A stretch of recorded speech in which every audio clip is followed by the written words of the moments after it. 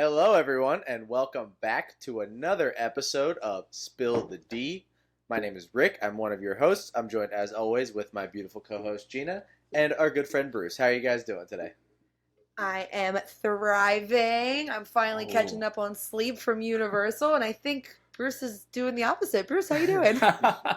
Universal was a fantastic time, but I spent some time in Philadelphia this weekend, your guys' neck of the woods, and Home base.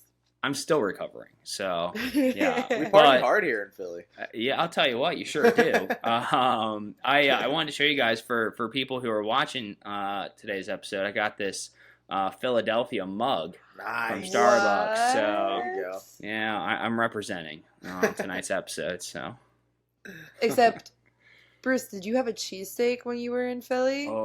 yeah, no, I didn't.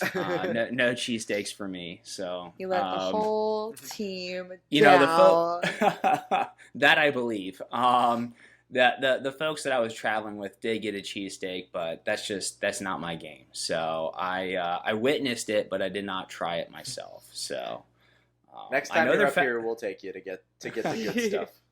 I know they're famous. I know that's what a tourist ought to do when in Philly, but I was a little bit against the grain. So I did go to, is it Reading Market? Reading Terminal Market. Yes, thank you. I did go there twice, but I had sushi one day.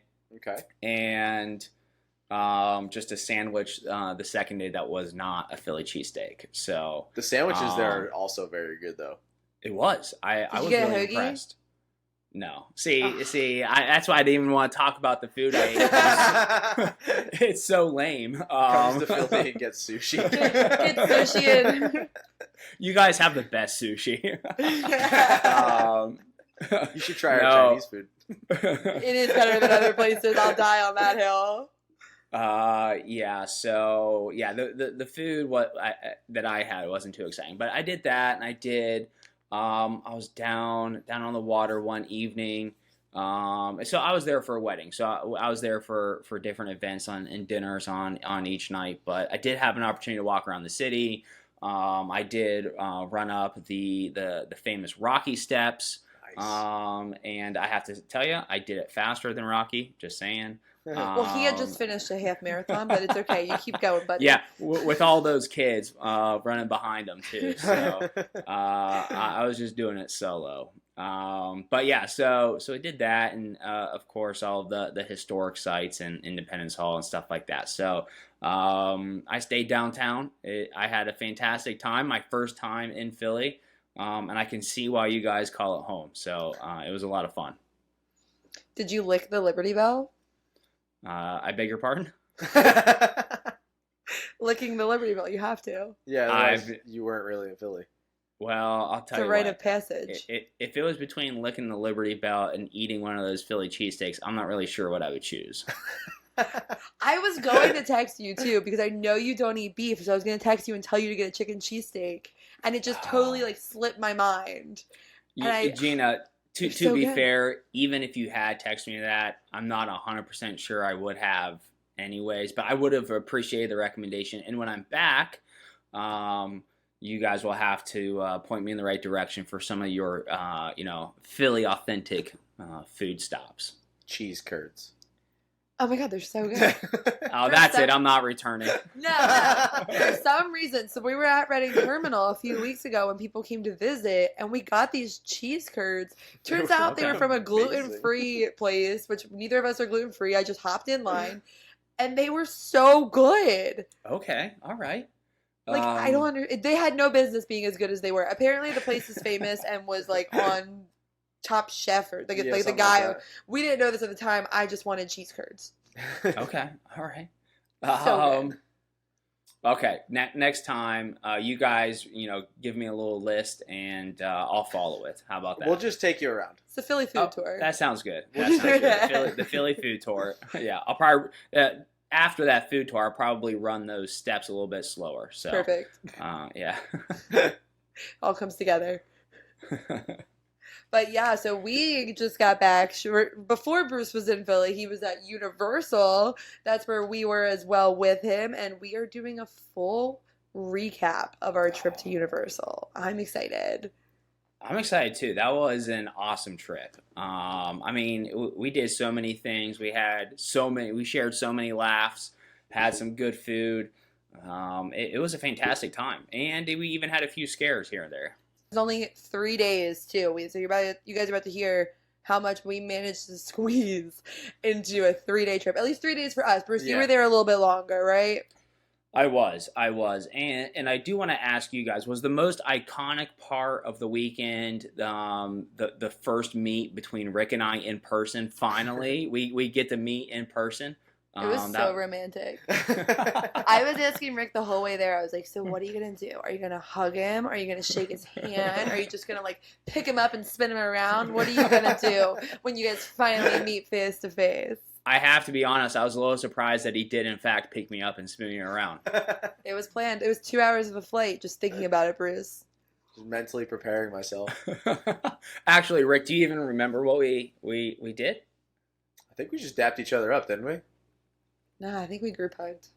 We did. We did group hug. That's right. I think you hugged both of us at the same time. I did. I was excited that you guys. He couldn't pick both of us up. I could do it. Don't tell me I can't do it. I can do it. Oh, great! The next time we're together, Rick's gonna try it. It's gonna be like what's his name in Mulan, the big guy when he picks up everybody at once. This is great because we're making all these plans for the next time we're together, but I'm pretty sure it's our wedding. So it's gonna be. It is. Yeah, I'll tell you what. Our first dance together is gonna be really fantastic. It's gonna be great. I'm really excited about it. All right, so Bruce, you got there a few days before us. So what did you do those first few days? Yeah, so I got in Friday morning, and first we were staying at Universal's Cabana Bay Beach Resort, and great location, really well priced out for those looking to visit Universal Orlando who may be on a budget. That was the hotel that the team was staying at that weekend. So I got in Friday morning. Did some work, worked at the hotel, and then I met one of our vacation planners, Wyatt, who was coming in early, and him and I did Halloween Horror Nights on Friday night before everybody got there. So we kind of had a sense of the lay of the land, the scare zones, the houses. I think we did 6 houses that night. So we were pretty busy, and Wyatt didn't end up getting there till like 9 or 9:30, but we closed the place down. So nice. We were there till 2, getting back to the resort at 2:30, 3 o'clock. So it was a late night, but totally worth it. And then that next day, people started arriving. We did a lot of hanging out and back at HHN yet again for night 2. So right, how was night 2? Night 2, we had more team members there. Magical Meg was there. Some of our vacation planners were there. In fact, we are recording on Tuesday. We just released the first vlog of night 1 at HHN with Meg and the team. You can check that out on her channel and at the 407 and Beyond YouTube channel as well. We have a separate vlog there, so you can go in and check out everything that we did. It was great. We had a great night. Some of the vacation planners had the express pass, and were able to get in all 10 houses in one night with the express pass. Nice. Some did not have the express pass, and I think we did about 4 or 5 that night. Not because we couldn't get in more, but we were kind of pacing, watching some of the shows. We stopped off for a couple butter beers a couple of different times, trying out some different food items. So we were kind of taking it a little bit more easy on Saturday night.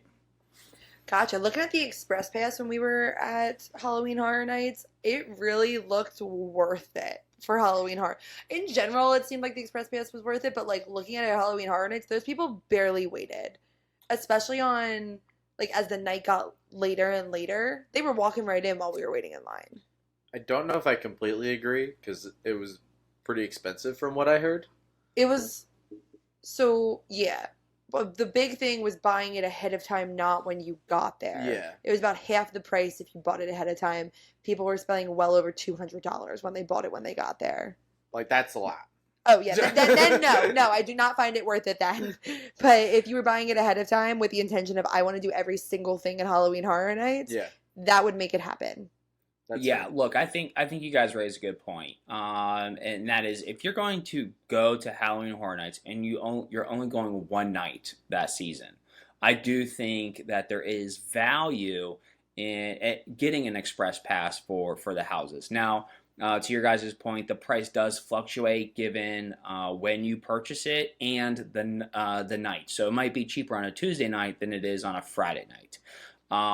But at about $140 all the way up to $240, $275, if you are there for one night and one night only, there really may be a lot of value in doing it. Because if you're going to HHN, yeah, there are scare zones, there are specialty food items, but you're there to complete the houses. And if you're only going once and you only get in 3 or 4 houses, that may be a disappointing night. And so I would, maybe back off a park ticket or a night stay and go ahead and opt in for that express pass.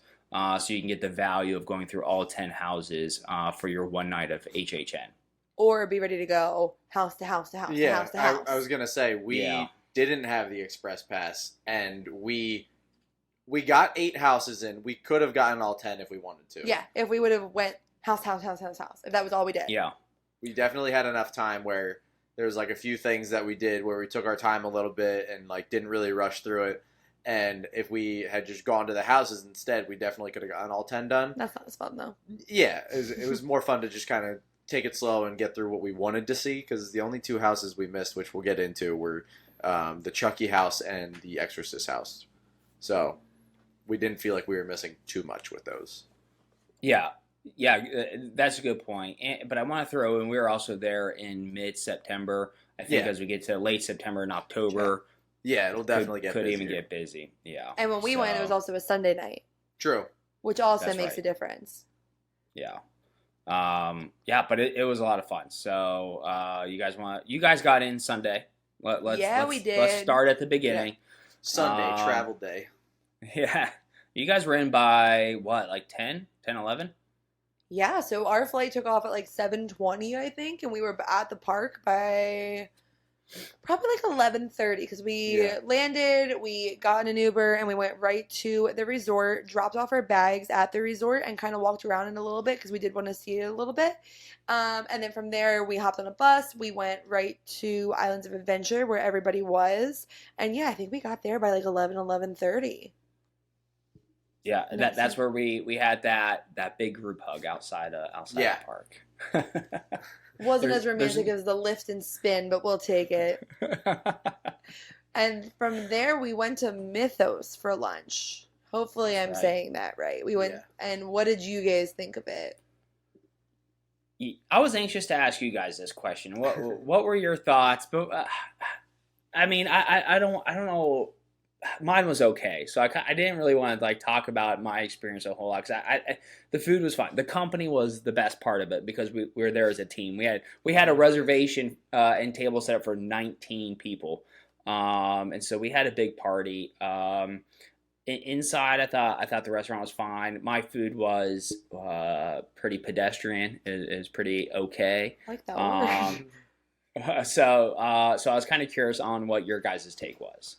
Well, first off, I just want to say, for those that might not know, Mythos, because I didn't know this until we went here. I never knew this restaurant existed. Mythos is the restaurant in the Lost Continent area where the old Poseidon kind of walk-through ride thing used to be. Isn't it Poseidon's Fury? Yeah, Poseidon's Fury, I believe it was called. So it's back there, and I agree. The whole theming of the restaurant I thought was pedestrian, if that's the word we're using for the day. I like it.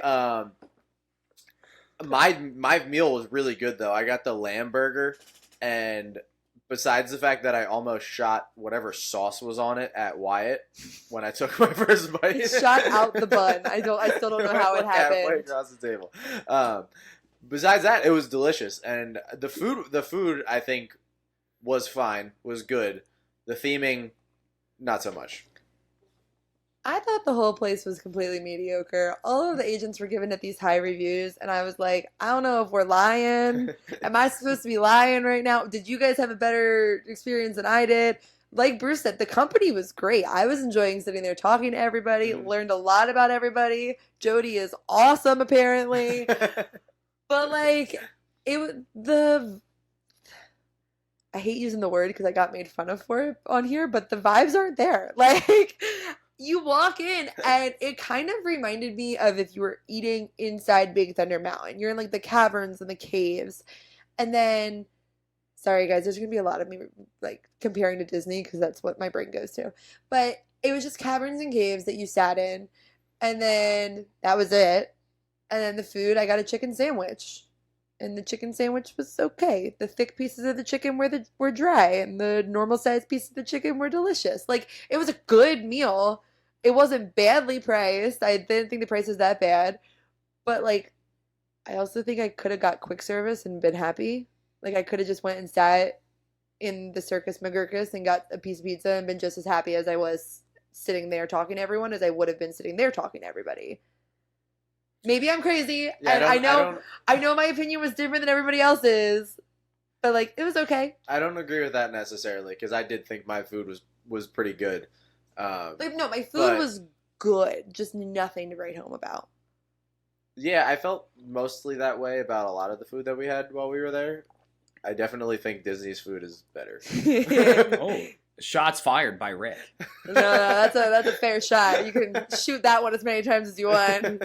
But I think, just as an overall statement, you could tell the newer food places, like when we get to the Minions Cafe, when we talk about that, like the food there was a lot better than the other food options at Universal. So I think they're trying to get to how Disney is, where they're like kind of known for their food as well, but they're not there yet. Yeah, so I do agree. I did get a salad at Mythos, and it just wasn't good. Like the lettuce was super soggy. There's just like way too much dressing. There was no crunch to like the lettuce. It was just lackluster. But moving in a more positive note, I do agree that the food all weekend was but Minions Cafe was my favorite meal of the weekend. The food there was good. And I ordered off the kids menu. So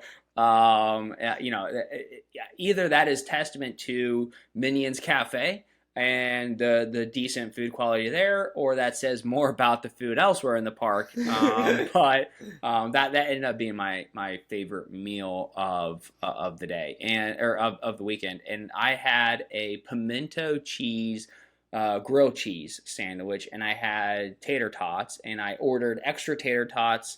A side of them, which I wasn't even aware I was ordering, and then upon Rick's recommendation, I had what was the name of that cake that you had me order, Rick? The Swiss roll. Yeah, it was yellow cake, and I think we said it was filling.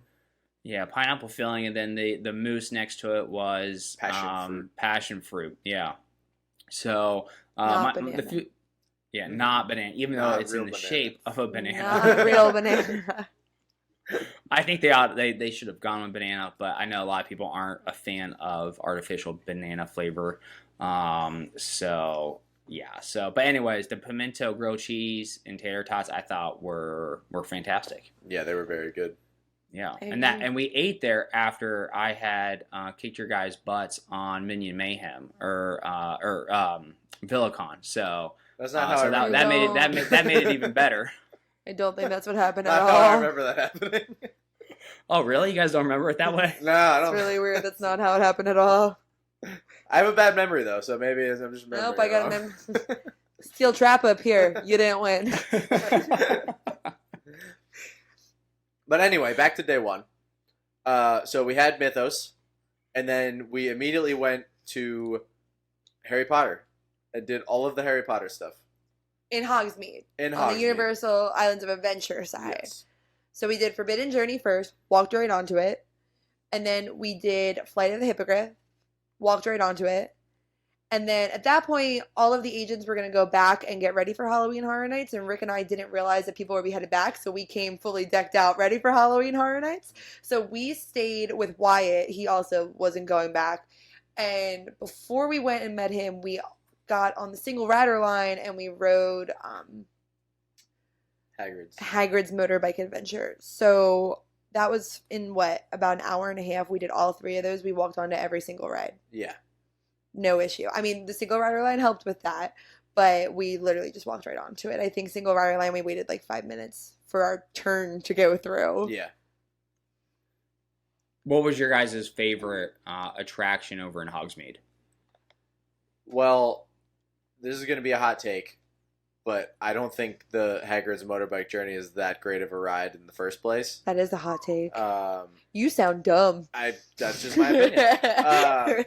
And the single rider that I was with didn't speak a single word to me while we were there, so that was a bad experience for me while we were on that one. Oh, my girl was great. I had a great time. For me, it's the Forbidden Journey. That's my favorite of the 3. Yeah? Okay. Yeah. All right. Huh, no, mine is definitely Hagrid's Motorbike Adventure. I think it's so good. I love seeing the blast-ended Scroots because, okay, you guys are going to learn in this episode, for all of the listeners out there, I'm a very big Harry Potter fan. Talk about it sometimes on the podcast, but not as much as I'm about to this week. When you read the books, they explain the blast-ended Scroots, and they are nowhere in the movie, so everyone kind of just, like, it's up to your imagination what you think it looks like, and they are on the ride. So getting to see what, like, J.K. Rowling intended them to look like is so cool. And that's my nerd out moment every time I ride it. Yeah, that was your only nerd moment the whole trip. The whole week. The whole trip. time. It was the only one. So I guess I'm playing tiebreaker here on favorite attraction. So I'm going to Unless you pick Flight of the Hippogriff. Flight of the Hippogriff, yeah. So it's going to be an even tie. In reality, though, I would probably say Hagrid's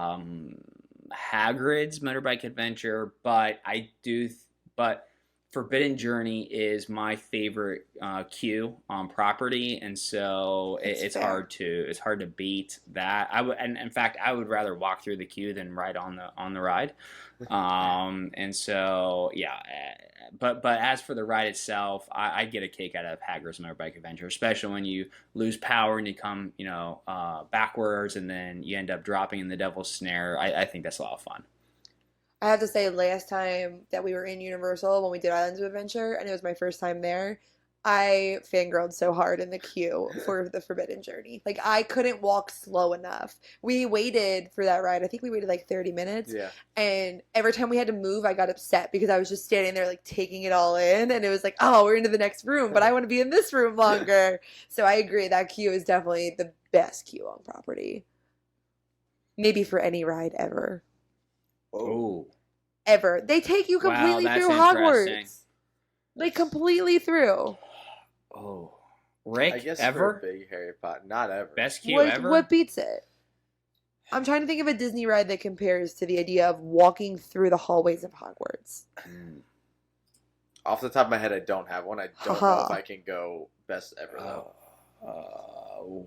I might have to get back to you on that. Okay. That's fine. Maybe I'll change mine when I actually think about it more, but from the top of the dome right now, best ever. Yeah, I'm kind of leaning that way. But to Rick's point, I'm trying to think on the fly here. Like, the first ones that come to mind is like Pandora over at Animal Kingdom. It's a good one. I think that's a fantastic queue. Rainbow Woods. No.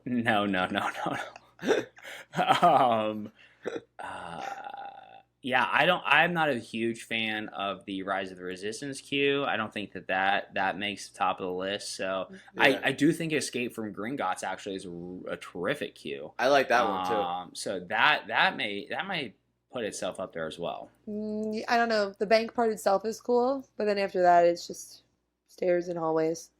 Yeah, but that elevator is pretty cool. We got that elevator all to ourselves.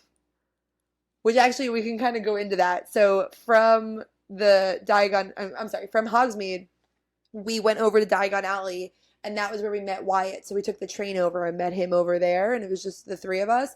And we did so much in Diagon Alley. We went and saw the Ollivanders show, which is so hidden. Had no idea it was there. We would have never saw it if it wasn't for Wyatt having done it before. Yeah. It's literally right next to Ollivander's store if you want to go see it. They have like a little rope set up, and you just go ask the employee if you can go in, and they'll either tell you to get in line, or we actually got there in the perfect time that we walked right into the show. But if you're first, you're more likely to get picked for the show because they pick one person to do it. So sometimes it could be more worth it to wait, I would assume. And then I bought my wand. For all of you watching on the YouTube, you can see it. It's so pretty. I brought it with me. I carry it everywhere because safety. Do you call it the YouTube on purpose now? Yeah. Even when I'm talking outside of the podcast, I was talking to Tommy the other day, and I was like, yeah, and then the YouTube. It's officially slang. But yeah, I had my wand. Gina, was buying the wand the highlight of the trip for you? No. What happened with the wand later was, and I'll explain that, but... That's fair. That's fair. But buying the wand might have been the most stressful part of the trip for me. Yeah. I am not someone who gets stressed out. Like, things just roll off me. I don't care. Buying the wand, Bruce, you would have thought I was, like, picking out my future child. Like, I could not decide on which wand I wanted. Like, and then they told me, I picked this one. For those watching, this is a poser wand. Gina thinks she's Ravenclaw all of a sudden. Stop. Okay, so what happened was, this is the first wand that caught my eye. I think it's so pretty, so gorgeous. It chose me. And the employees decided to get in my head, whether they did it on purpose or to help, I don't know. But they look at me and they go, "What house are you?" And I was like, "Oh, I'm Gryffindor." And they were like, "That's a Ravenclaw wand." And I was like, "What?" And they go, "Yeah, that wand is better for people with the attributes of a Ravenclaw." And I was like... Maybe that's why it didn't work for you at all. I know, it kept giving me issues. Because it's not yours. Maybe. So then they showed me which ones, but I thought they were ugly. And I was like, I'm spending this much money. The wand was like $67 after tax and everything. So I was like, if I'm spending this much money, I want to like it. So I struggled. And then, no, the employee behind the desk did end up picking this one out. Because you said no to every other wand. He eventually made it back to this one. Until he came back to this one. Determined. But yes, so I bought my wand.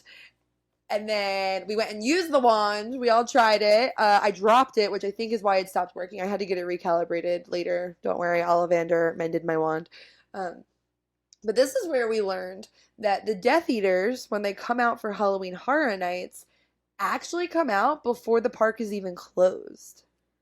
So if you are in Diagon Alley, the Death Eaters come out before 5 o'clock.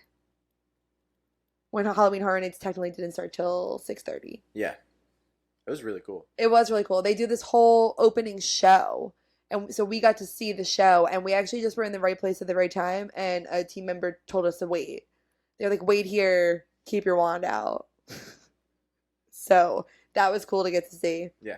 Them being in Diagon Alley is actually new because usually they're always in Hogsmeade, but them being in Diagon Alley is new, and I liked them being in there. I thought it was fun yet kind of intense all at the same time.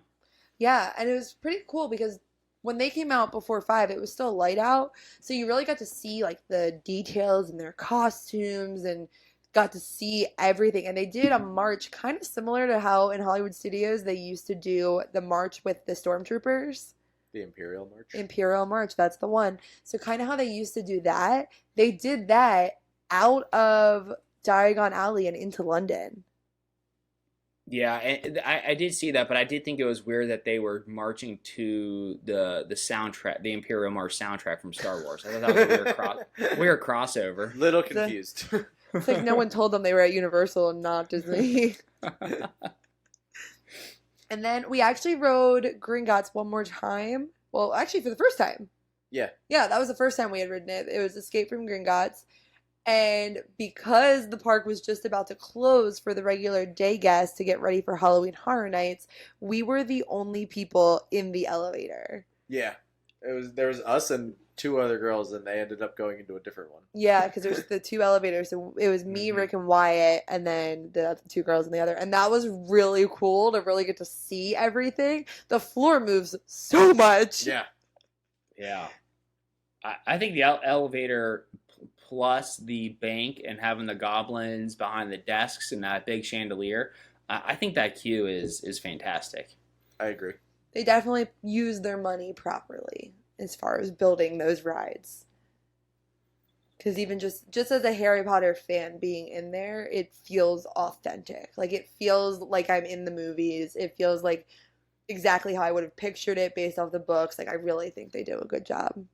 That is what the Wizarding World does best, and what I would say better than any other area in a theme park, regardless of where that theme park is located, is you feel that you are in the Wizarding World, whether you're in Hogsmeade, whether you're in Diagon Alley.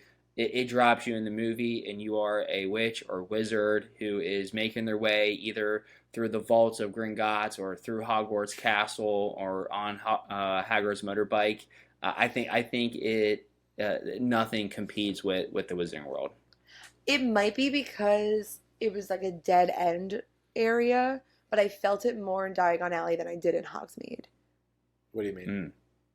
Well, like in Hogsmeade, how it connects back over to like Jurassic Park. Okay. So, and like I'm saying, it might just be because Diagon Alley, it's you go in, you have to go in and out the same way. Yeah. So you are completely immersed the whole time you're in there. You can't see anything else. I don't know if that's what it is, but something about Diagon Alley just like I felt it more there. Okay. It also could be because it's a little bit tighter, so every angle you look up, like it's higher buildings, like you're in it. I don't know. Oh, I just hit myself in the face. I don't know. You're so excited. I'm just so happy to be here. No, I could have spent the entire trip in Diagon Alley and Hogsmeade, just going back and forth on the train. Could have done the entire thing. Yeah, well, I think what you're saying makes sense because I would agree. I think Diagon Alley is total immersion, and you can tell when you're in there. But Diagon Alley was the original, right? And then Hogsmeade opened second? Hogsmeade is the original. Okay, I said that the other day, and someone was like, no, it's the opposite. And I was like, that doesn't make sense. Why would they not put the Hogwarts Castle there first? Yeah, I remember when Hogsmeade first opened, and we did spend all day just in Hogsmeade, and that was before even Hagrid's motorbike adventure. So we did a lot of things multiple times and went in all the shops and tried all the food, but having both of them with the Hogwarts Express connecting them, you know, Harry Potter fans can definitely spend all day just doing that. Oh, yeah. Especially after you buy your wand. Especially after buying your wand. Especially after buying your wand. But yeah, that was our day one, and we finished it off with Halloween Horror Nights. Ooh. Bruce's third Halloween Horror Nights. Yeah. You made it till what, 11? Was it that early? I don't remember. We texted you at 10:30, and I think you were on the way back. I was passed out, I'm sure. Yeah, I was so tired. That's fair. That's a lot of Halloween Horror Nights. That's a lot of late nights, early mornings to meet vacation planners, a lot of everything. Yeah. Do we want to get into houses? Yeah, let's do it. So we managed to get into 8 out of 10 houses. When it got towards the end of the night, we kind of had to start making our choices as what we wanted to prioritize. So 2 of the houses got cut. Yeah, well, and collectively, though, we've done 9 out of 10 because the 2 that I didn't do, you guys did one of, and the 2 you guys didn't do, I did one of. Yeah. Yes. So the only one we didn't just do one. was Chucky. Yeah, Chucky did not happen. Right. Which I've actually heard pretty decent things. Yeah, I mean, I would have liked to get to it, but I don't regret choosing the show over the houses. No, definitely not. Well, I guess we could just go top 3. Oh, each give our top 3? Yeah, I mean... That works. Go ahead, give yours. You go first. Oh, I'll go first? How about Bruce goes first? All right, Bruce, go first. Oh, man. Okay. I love making Bruce pick things because he always plays devil's advocate. Oh, I'll tell you what. And that's not on purpose, guys. I just have a hard time putting like a ranking to it because as soon as I do, I go, I like the other one. I just put it number 2, and I don't know. It's always so difficult. But if I was going to go 3, 2, 1, number 3 would be The Last of Us. Okay. I think that it comes in at number 3 for me because I like the IP so much, the show on Max. And so I was really able to draw to that house and the scenes that were taken from the show that they implemented in the house. I thought the clickers were great, the bloaters, the costuming was fantastic. It was really dark in that house. In fact, I had lost the person in front of me. And so I was just standing there with people piling up behind me for a little bit. But I thought that I really liked that house. But again, I think that's because I like the show so much. Coming in at 2 was Yeti, the Yeti Campgrounds house. I thought the scenes were fantastic. They had a lot of great scare points, and I just like the overall theming of that one. And then my number one house of this year's HHN was the Blood Moon house. And you guys will have the full names of these houses for me, but that was by far my favorite house of this year's event. Okay. That's my 3, 2, 1 right there. All right, go ahead. Okay. So, my third was actually the Dueling Dragons house. And the main reason being, that's just kind of my nerd niche, is like wizards and dragons and all that stuff. So I liked it because of that. Number 2 for me was also Yeti.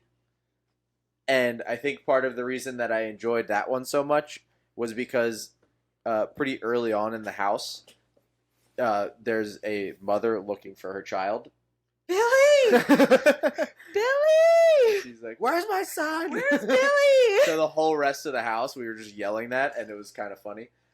Megan said we made it less scary for her. Yeah. Because we just kept going, Billy! But there was a lot of like really cool creatures in that one. I agree, and I thought the campground theme of that was pretty cool too. I enjoyed walking through that and seeing all the scenes and everything.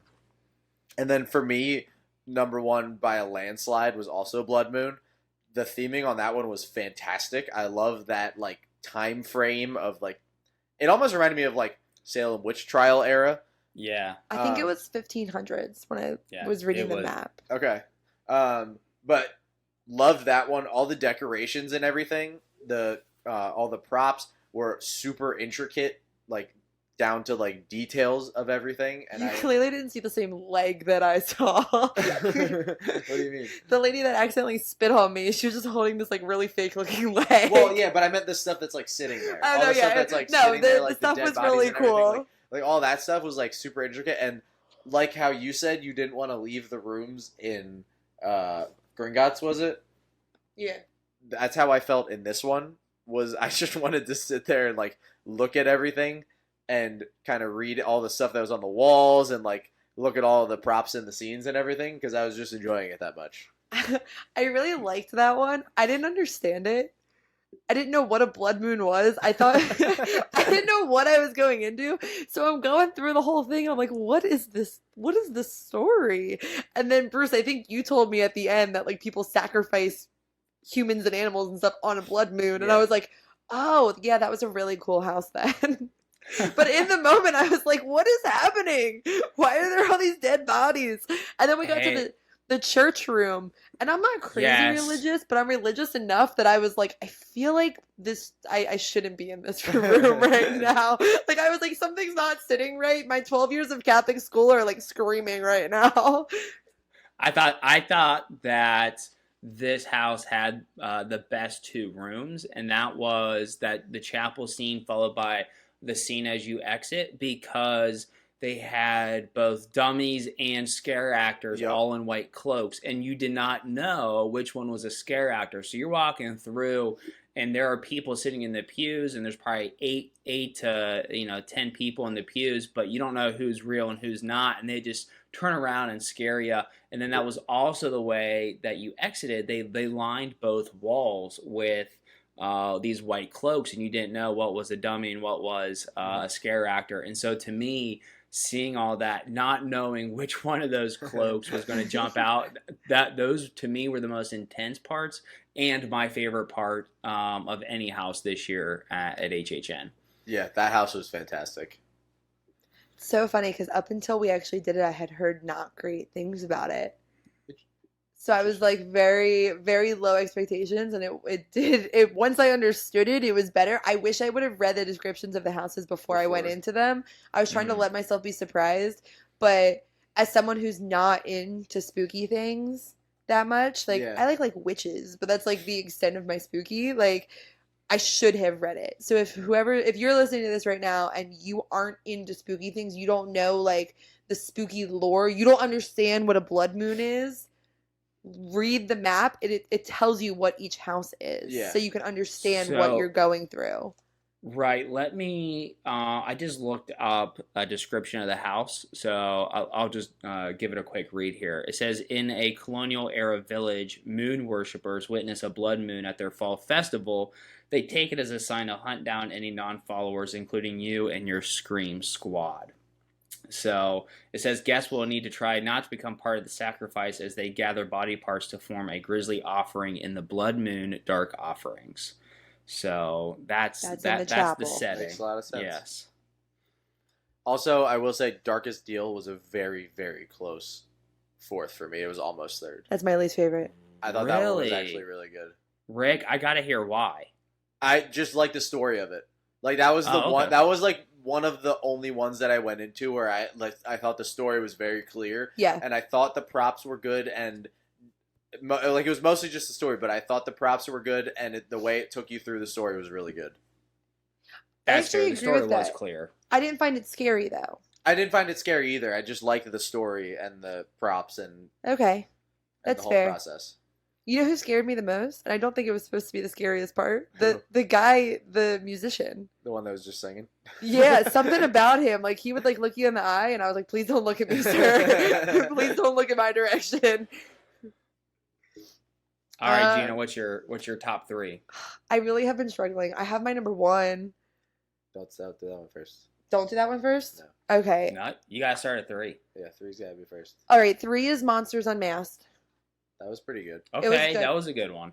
A big part for me, I really liked when I liked following the story on the way through. Like if I could understand the story that was going on and it wasn't just about getting scared. Uh-huh. So I really liked the story of that one. Like I came out and I felt like I just like walked through a horror movie. That was my least favorite of the ones we did. That's really funny. Second one. Oh, okay. I'm gonna go with The Last of Us.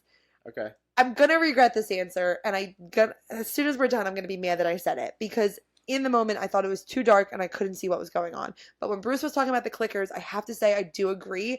Costume-wise, they were probably the best costumes and very authentic to the show and the video game. Yeah. Where Stranger Things, very authentic. It was cool. You were walking through like the sets of the movies. I mean, I'm sorry, the sets of the show. But the costumes for the Stranger Things one were not great. Every Vecna I saw, it looked like it was falling off of them.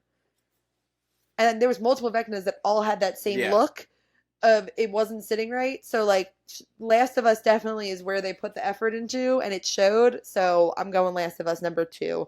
I just wish I could have seen it better. But that also could be because that was the first thing we did. At 5 o'clock. At 5 o'clock when it was light out. So if we went into it when it was dark out and our eyes were already adjusted, that also could have made a difference. Mm-hmm. That's interesting. I hadn't thought of that. Yeah, I think you're right. Yeah, because I just struggled to see it. And then because I wanted to see the story. Same. I like the stories. I think it was Wyatt was telling me that he heard somewhere like a tip to wear your sunglasses. I told you that. Was that you? Yeah. Okay. Because I panicked and took them off right before we went into The Last of Us because it was the first one we did and I was leading the group and I was scared and I was like, maybe it's better if I don't see. And then as soon as we got in, I was like, this is so dumb. Now I can't see when things are coming at me. Because I was doing that. Remember we were in line and I had the sunglasses on? Like that was so that I could see. And then my number 1 is Yeti. The moment it started, I became obsessed with it. I think we were in the right spot. Well, I think me personally was in the right spot where I was the one that they kept jumping at. Uh-huh. Where in a lot of the other ones, they were jumping at whoever was in front of or behind me. Yeah. So I kept missing out on the horror things. Fair. Which I don't want to be the only one they're jumping at, but I did want it occasionally. Mm-hmm. And I thought the costumes were really good. I love the story. I thought it was a very creative story. And I think it's the most realistic. Like, oh, this could happen. Yeah. This is real. Yetis and Bigfoot, 100% real. But yeah, so Yeti's my favorite. And I just want to say Oddfellows is my honorable mention. That's why I was just going to ask about an honorable mention. Yeah. Oddfellows. It was really good. I'm not afraid of clowns, though. But going through, I could tell that if somebody was afraid of clowns, this would be their worst nightmare. Yeah. My biggest issue in Oddfellows, there were so many curtains. And for those of you that don't know, who hides behind curtains? Murderers. Murderers. That was what Gina told me while we were there. So we walked into Oddfellows and it was just all curtains. What one were we in when I said that? I think it was Monsters. Was it Monsters Unmasked? We just kept going through Monsters curtains because it was just me and you. Mm-hmm. Because the guy in front of us wasn't with us and he was dying laughing. Because Yeah. I was like, you know who hides behind curtains? Murderers! I can't be in here. Like, it was just like, because that's my biggest fear for anyone who doesn't know is that if I go on a haunted house or like even the haunted mansion, I get scared that like there's going to be a real murderer in there and they're going to get me. That's her biggest fear. When it comes to that kind of stuff. Oddfellows was really good. It was really good. It was just a lot of curtains. Yeah. But if you're afraid of Oddfellows- clowns, you're going to cry. Oddfellows is my honorable mention as well. So, yeah. Rick? I think Darkest What's Deal, yours? just because that was so close to being third. But you already talked If about you that want to one. talk about things that are closest to being real. How about your least favorite house this year? Like bottom of the list, like you're good doing it once and you don't need to go back. Monsters Unmasked, Oh, I think, okay. was probably my least. Stranger Things was close because I was very disappointed in that one. Your expectations were also really high, as Yeah. they should have been for Yeah. something like that. Yeah, but I think Monsters Unmasked was definitely down there. It was good. I just didn't feel Wow. like if I went back again, that wouldn't be a priority for me. I wouldn't feel I like I gotcha. had to go do that one again. Mine was Darkest Deal, or, funny enough, Dueling Dragons. It was okay. Yeah, I'm not surprised to hear because I don't think it was that great, but again, that's just my nerd niche as far as like the things that I'm into, so I think that's why I liked it so much. It just felt like they were constantly standing over top of me and just talking to each other. They weren't talking to me. What was yours, Bruce? Least favorite? Ooh, I think the darkest deal was that Mhm. that the name of it? Yeah, I think that might be my least favorite just because I'm not sure I was like frightened at all. Yeah. It was a cool concept. And I'm torn because I do agree with Rick that story was probably the most clear of any house. Yeah. And so I do think there are some good components of it. I would find the least scary, and then Dueling Dragons I didn't find scary at all. But what one redeeming quality that one had was I thought the costumes, the fire and ice costumes, were really cool and fun to Yeah. look at, and so I thought that was really redeeming for that house too. So even like my bottom two still had some really good redeeming traits that would make it worthwhile doing again, but they were just my least favorite in terms of theme or overall scariness. For Choose Your Fate with Dueling Dragons, did you do fire or ice? I did ice. I chose ice because I like the blue costumes a lot. And in my mind, I was trying to transport myself to like Game of Thrones, and those were White Walkers. That was kind of the story I was making up in my mind as I was going through there. So There you go. I chose ice. What about you guys? I think we did fire, didn't we? We did fire, and it was another situation where I think they had just popped out at everybody in front of us. Because I walked right through and I didn't see anything. And I was like, oh, we're done. And I was like, I wish I chose ice. Just because I wanted to see more. But but again, that's why I think people will go back to Halloween Horror Nights over and over and over again when 'Cause they it's a live there. different experience every time. It is, and that was just like luck. It's luck of the draw if you happen to be the one that they pop out at that time. Sometimes they pop like at Yeti. I was the person every single time, but in that one, it was like they just weren't. They didn't pop out at me, which was I might have liked it more if they would have. But it's, again, luck of the draw. Let me ask you guys a question. Did you think that picking your fate in Dueling Dragons was all that exciting? Because, like, my experience, like, I thought that we would be picking early on in the house, but we didn't pick until what felt like at the time being in the house was like the last 15 feet. And so it was like one extra little hallway and then it was the exit. So like to me, it didn't change anything when it was like kind of a big deal to pick your fate. I agree, because the fact that I didn't see anyone shows you how short of a space it was once you walked through it. Yeah, I get kind of what they were going for, like alluding to the old ride. But the old ride, you also picked right away which color you wanted to be a part of. So It'd be interesting. But, okay, all houses aside, Bruce, what's a must do for you for Halloween Horror Nights that if you were telling the listeners based off of your experience with it? Oh man. So houses aside, I can't choose going into houses. I guess you can pick a house if you want. Oh man. My must do or my recommendation would be if there is an IP or a story that Universal is going to put on for HHN, like The Last of Us or Stranger Things, then you got to do it. But I think there's a lot of fun to be had in the scare zones. I do like those quite a bit. I agree. But like Gina, I'm a big Harry Potter fan, and so like I really got a kick out of seeing the Death Eaters this year in Diagon Alley. So let me just cover the whole event. How about that? What's the must do? Everything. Everything.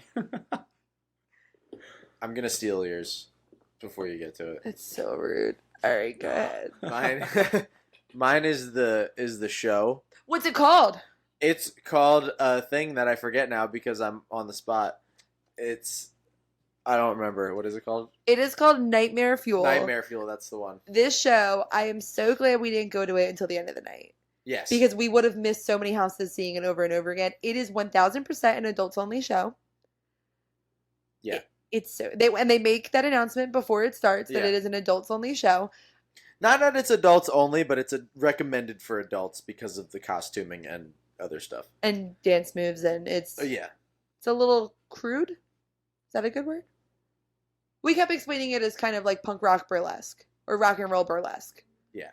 So but this show, I am so glad we went to it. It was probably the best part of the entire night. I had the most fun there out of any part of the night. And we went to the last show of the night. They do it multiple times. It's very good. Have you seen it, Bruce? I did not see it, but the vivid description that you guys gave me after you saw it, I felt like I was there. Which we will not give on the podcast because it is an adults-only show.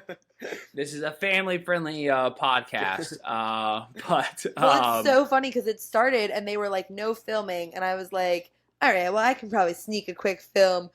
And I was like, it started and I was like, I'm not filming this. And I was like, no wonder I haven't seen any videos of it. No one's like... You probably get it taken down. So it's very good though for adults, and I highly recommend if you go to Halloween Horror Nights to make an effort to get to this show. Like we said, we would have chose this over a house. Since we didn't actually say this yet, I don't want people to think that it's just an adults only show and that's all you're gonna get. There's fire, there's acrobatics, there's so many things in this show. Yeah, there's magic. Like there's so many things in this show that make it awesome, and it just so happens that there's aspects of it that make it more for adults. Yes. But the show itself is fantastic. Fire, acrobatics, all that stuff.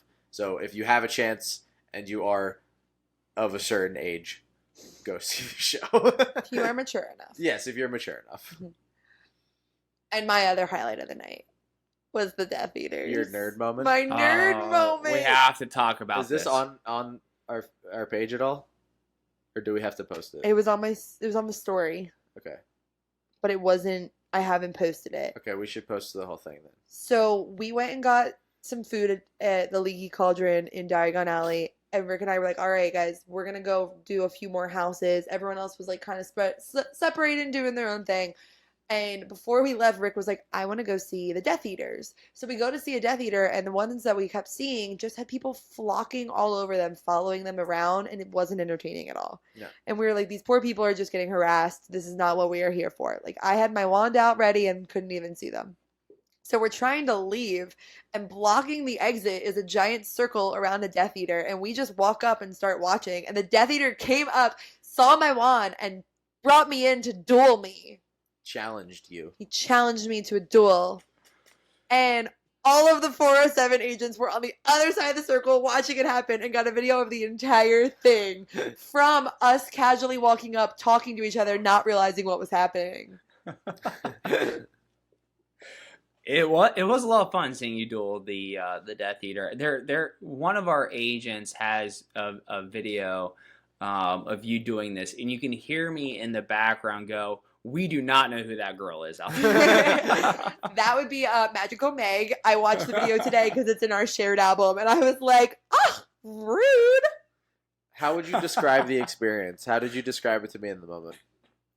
I have never been so. What did I say? It was like the most overwhelming I think you said you've never been more excited and terrified at the same at time. the same time. And I'm not. I don't get like nervous or shy. Yeah. Like I just do things, and I was like, I didn't know what to do, and I threw a spell at them because I didn't know what else to say. And I'm like doing them, and I'm like, do I throw a Vada Kedavra? Is that too dark? Like I'm not a Slytherin.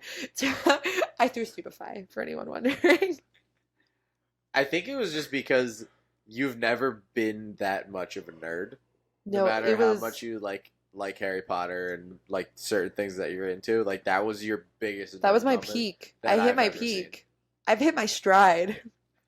The stride started when I bought the wand, and I peaked when I battled the Death Eater in Diagon Alley. You do need to post that video for sure. Definitely. Oh yeah. Mandy posted it. She posted it with directions on how to order voodoo donuts. It was like step 1, place your mobile order. Step 2, battle Death Eaters. Step 3, tell them you're ready. I was like, that's amazing. So it is out there. It'll be posted. Don't worry. But yeah, so that's just day 1. It looks like this is going to be a 2-part episode. Oh, that's just part 1. So that was day 1. I can't imagine that day 2 and 3, even if we make them short, sweet, and to the point, they're still gonna be long enough. So we're gonna make this a 2-part episode. We will stop here for this episode. But thank you guys so much for listening. Come back next week. You'll get part 2. You'll get to hear all about day 2 and 3 at Universal Orlando. And that is it. Bruce, you want to tell them where to find you? Yeah, you can find us if you're looking to visit Universal Orlando and take your family down, whether it's for Halloween or not. You can get started with a free no obligation quote at www.407vacations.com. You can find us on social media at 407 and beyond. But yeah, guys, you can find us on social media at Spill the D Podcast. You'll be able to see the video of me battling a Death Eater if you're lucky. I don't know. Maybe I won't post it. Maybe that'll be a keep it for myself. I think I have to post it too. But you can find us there. And until next week, we will see you at the castle.